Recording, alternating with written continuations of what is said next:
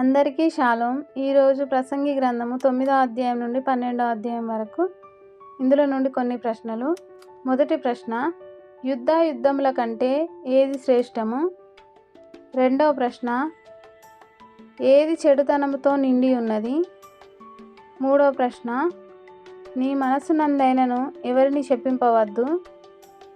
నాలుగవ ప్రశ్న, కొంచెము బుద్ధిహీనత త్రాసులో ఉంచిన ఎడల దేనిని తేలగొట్టును?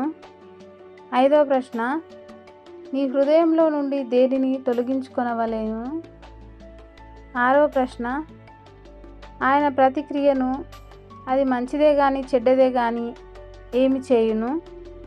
ఏడవ ప్రశ్న, నీ ఆహారమును ఎక్కడ వేయుము? ఈ సమాధానాలు తెలిసిన వారు కామెంట్ బాక్స్లో తెలియజేయగలరు.